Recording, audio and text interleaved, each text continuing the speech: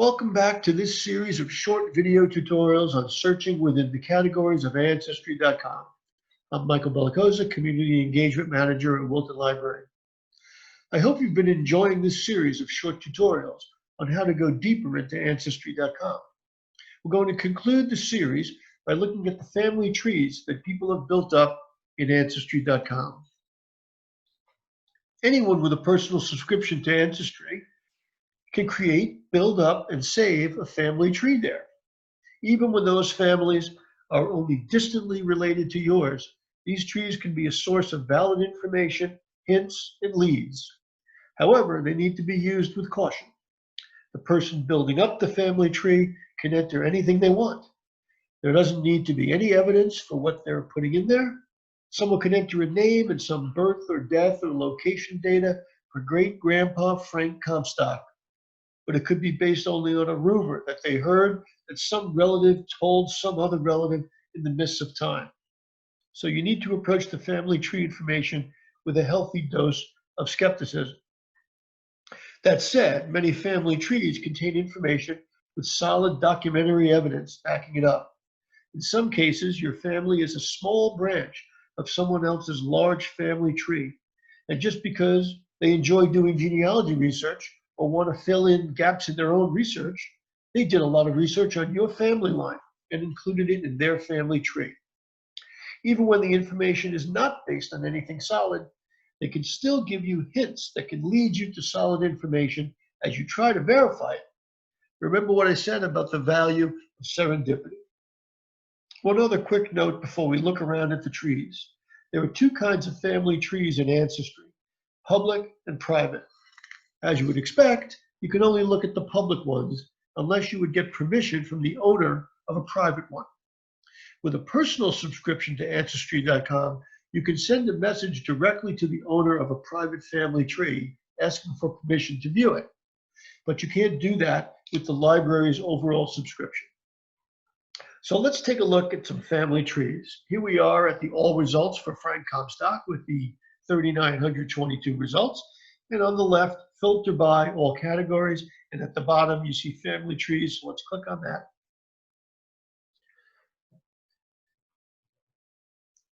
And now you've got a results page, results 1 to 20 of 758 family trees. Okay, so as you can see, the individual family tree entries show how many records there are, as well as how many sources there are. Obviously, trees with a lot of records and sources are much more valuable since some solid research has been done by the tree owner. Keep in mind that even with sources, there could still be inaccurate information or unintentional mistakes. Also keep in mind that you can get a solid clue even from a private tree that you can't look at. The fact that the first two private trees for Frank Comstock both indicate 1856 and Wilton, see C's family tree, 9 attached records, 9 sources, that's pretty good. Frank Comstock, 1856 Wilton. And then the Breen family tree is public. And then the next private tree, Davis, Scott, Leopold, Egbert, Nichols, 4 records, 4 sources, that's okay. Frank Comstock, 1856. So that's already telling you that there's a reasonable chance that a person named Frank Comstock was born in 1856 in Wilton, Connecticut. But let's look at the first public tree, the one from the Breen family. 10 attached records, 10 sources. That's looking pretty good. So click on that. So what you're looking at now is a wealth of information about somebody named Frank Comstock in Wilton. Again, you'll want to verify the accuracy that that information is already a great start. But if these sources are solid, that would also help you to verify that the information is solid. So the first thing you see under the heading in the middle, facts, is a sort of timeline. Birth, residence, birth of son, birth of daughter, death of mother, death of father. These are the main milestones, and they are either supported by some type of evidence or they've just been entered by people based on family lore. Here you see birth and 7 sources, residence, 1 source, residence, 1 source. This gives you an idea about how supported those particular facts are. The middle section shows the sources that back up the various components of that timeline. So you can just view them sort of in an overall view. And at the right, you see a display of family members, including parents, spouse, children. Not all family trees will have all this information. What you see there is based on what the owner of the family tree has entered into the family tree. But you can click on the parents. I suggest starting with the father, and Ancestry will show you whatever information it has on that person. So click on John Raymond Comstock, and there's his father, Nathan Comstock. And you can click on Nathan, and you will go back to Benajah Strong Comstock, going back one generation at a time and further back in time. Now, because the Comstocks are one of the great old families in the United States, there's quite a bit of information on their family line. This is an exceptionally full history. Don't be surprised to find only one or two generations represented when you are researching your own family. But now let's look in the upper left where it says Green Family Tree. And let's click on the down arrow and click on View Tree.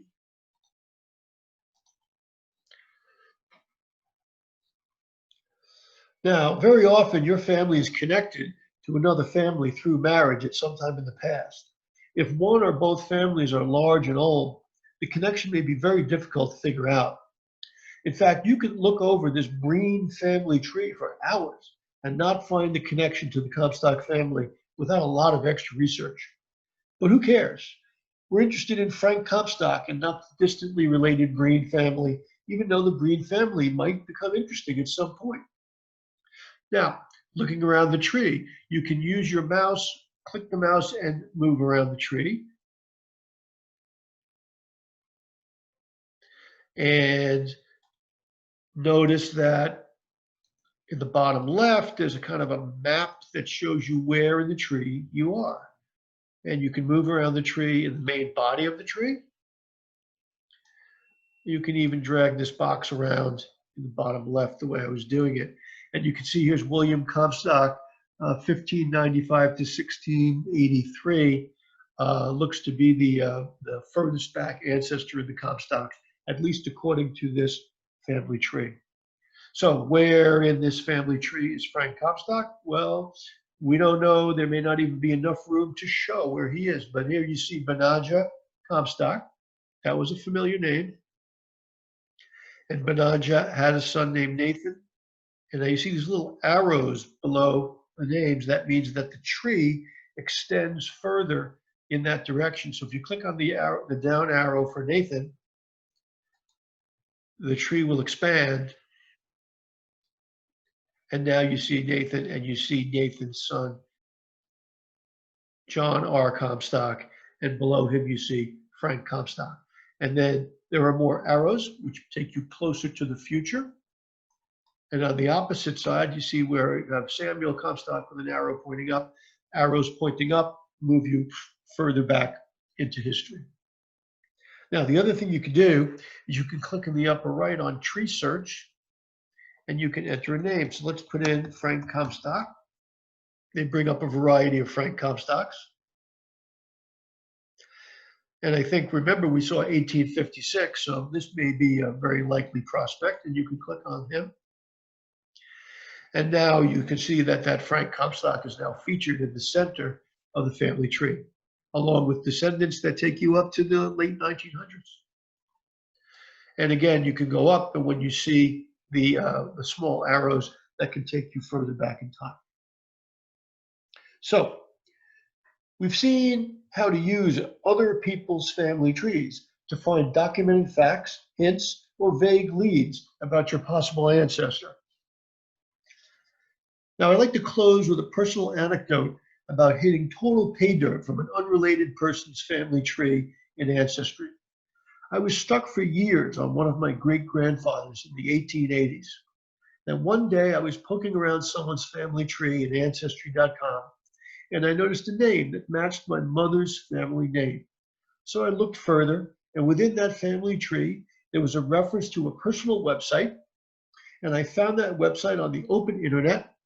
and it was the website of a guy about my age who had spent over 15 years researching his family name, which was the same as my mother's grandfather's last name.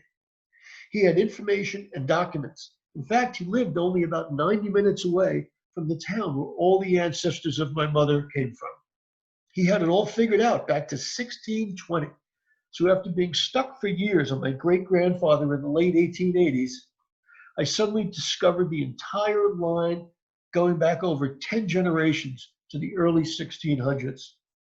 After several hours of work using his website, I finally made the connection to my great-grandfather.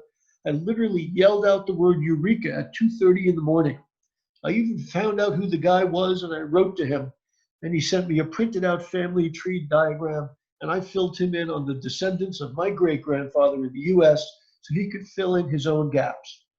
That's what's so cool and addictive about genealogy research. I hope you've enjoyed this little series. If you have any questions, please feel free to email me at mbellicosa@wooltonlibrary.org. I'm not a professional genealogy expert, but I'll do my best to lead you in the right direction. Thanks for watching. I hope to see you around the library when we're open again, working on your own family history projects.